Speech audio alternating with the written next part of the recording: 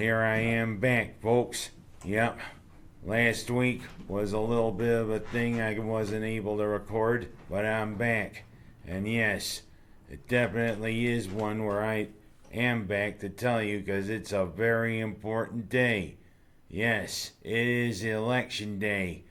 And it is time to vote to see who's going to be the President of the United States, who's going to represent us in the House of Representatives, who's going to represent us in the State Senate, who's going to represent us in the Assembly, and so on and so forth. Well, of course, the big election is for President. Are we going to have 4 more years with Trump, or are we going to have 4 years with Biden? Well, let me just tell you this. Do you want to keep us a free nation, or do you want socialism? That's what I'm going to say. You vote for Trump, we still got our freedoms and that. Plus, in my mind, he's been a doer. Yes, he isn't perfect. And yes, the media always seems to harp on a lot of the negative things. But he's been a doer. He's got us headed in the right direction, especially with jobs. I mean, everybody says, yeah, but what about the coronavirus? Well, I mean, even then, half dozen of one, half dozen of the other. But I mean, the media is always spreading all of this about the coronavirus. And of course, because coronavirus numbers are on the rise again, all they want to say is doom and gloom. Oh, whoa, it's panic time. Ah! That is one of the reasons why I do not like the media. That, plus all the rigmarole they spread about the police. That the police are the evil empire and all criminals should be canonized. Well, I guess you figured out who I'm voting for. Yeah, you vote for Biden. Yeah, we're gonna have socialism in this country. We might as well almost turn towards a communist state. And that has no place here in the United States. Well, that's for president.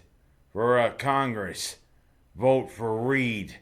Because Reed has always done a pretty good job here for the district, which is a pretty large one. But he tries to cover all bases. It includes our county, pretty much all most of the southern tier. But Reed has always worked for us. Keep him in Congress. For the state Senate, vote for Helming, who's done a good job for taking over for Mike Nozzolio. But for Assembly, it's a new one because Kolb didn't run for re-election. And what I say, go for Gallahan. That's what I say for the Assembly. And of course, there's the other races locally, and also there's the state Supreme Court. And you know what? It's interesting that we elect the state Supreme Court judge, and it's not decided by, like the state Senate or the state Assembly. We're the ones who elect them, and they have 14-year terms. You gotta wonder why the discrepancy there. Some are 2-year terms, some are 4-year terms for elected officials, but for state Supreme Court, it's 14. Well, go figure. But I mean, the way our country's going for the next 4 more years, you help decide. It's election day. Now I go from talking about election day to talking about what I usually talk about. Yeah, the Buffalo Bills. They finally got the monkey off their back. Yeah, they vanquished New England. Tom Brady, Rob Gronkowski, and Julian Edelman left New England. Because, Edelman was out with a knee procedure, but Brady and Gronkowski, they're down there soaking up the sun there in Tampa Bay. And now it's Cam who showed he's a fig Newton. Yep, he was a fig Newton because, hey, the ball was stripped by Zimmer when it looked like New England was going to go and steal another victory in this long thing we've had. Well, 20 years of dominating us is enough. It's time for that Buffalo stood up and they made a statement. Boy, did they ever. 24-21. Who's the new king of the AFC East?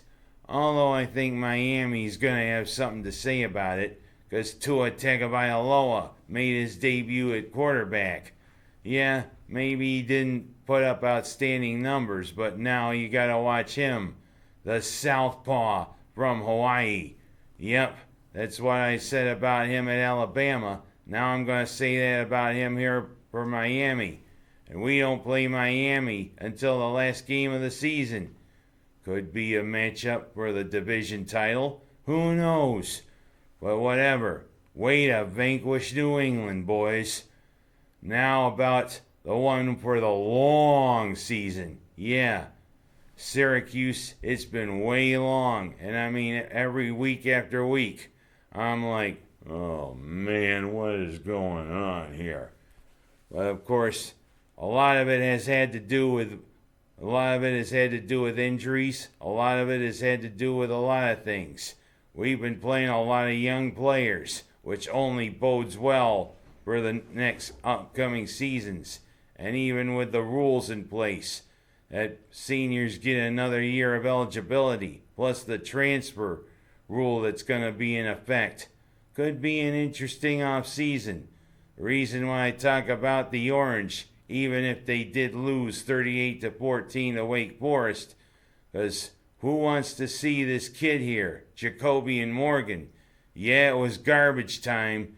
Yeah, I mean, the second team Wake Forest defense was in, but he looked pretty good. Well, you know what? I think excuses are out, Beavers. Because you know what? Culpepper ain't getting it done. I think it's time to see what this kid could do. Put him in there, especially against Boston College and the rest of the way. As Boston College is who we got next on the schedule, who gave Clemson a pretty good run. Plus they got a Notre Dame transfer as their quarterback, Phil Jurkovec. Of course, I wonder if it's Jurkovec, because I kind of a little thing calling him Jurkovec. That is, if that's his demeanor, if you know what I mean. But whatever. I think it's time to play Morgan, guys. Let's see what he could do. And I mean, that's all I'm really going to talk about this week, because, hey, it's important with the election. I'm Ken Haas, and that's my story this week.